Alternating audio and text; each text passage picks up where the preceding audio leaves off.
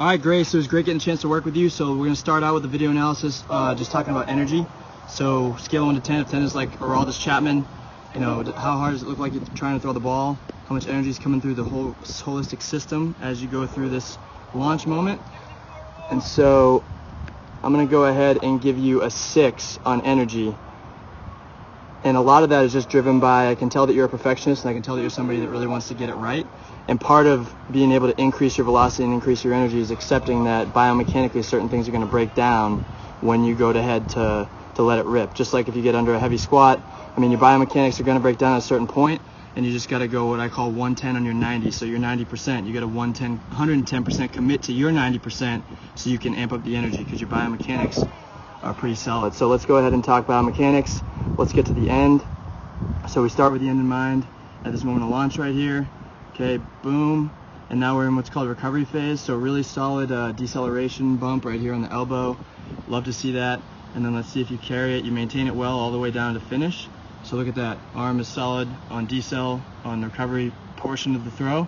Now moving back a little bit, we see the shoulder is out in front, leading. That's what we're looking for. Shoulder out in front of the target. Glove side solid, tucked right in. The biggest challenge that you've got from a biomechanics standpoint is right here. It's the lead leg. So you can see ultimately what we want to do is be able to control that front knee. When you get down to what's called stride foot contact right here, we want that knee to be able to stay stable so that it stops our energy, and then our torso can rotate explosively. And you can see that just keeps bleeding forward, bleeding forward, bleeding forward. So a couple drills that are going to work on that are the rocker drill, and also the walk into.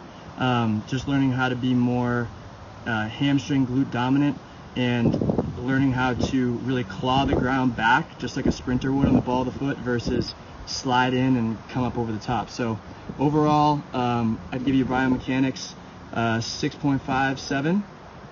External rotation of the shoulder is fantastic.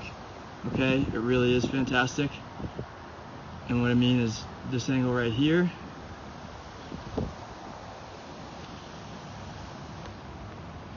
Okay, that just shows us that you have a potential. Max external rotation is a major potential predictor of velocity output. And now, as long as we can get that front leg to stabilize, you're going to be in really good shape.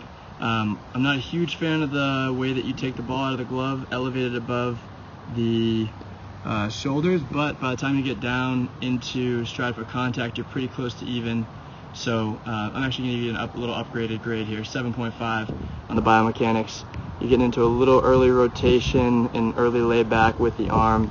But again, we're going to focus on the one major thing, bang for our buck, getting that lead leg to stabilize, and then when you go to let it fly, baby, you're going to see a lot of increase in velocity just by taking that mindset of saying, hey, I'm going to break this wall, I'm going to break this target, whatever. But it was a pleasure working with you. You got nothing but upside and potential, and we're excited to be able to be a part of your journey to Baylor.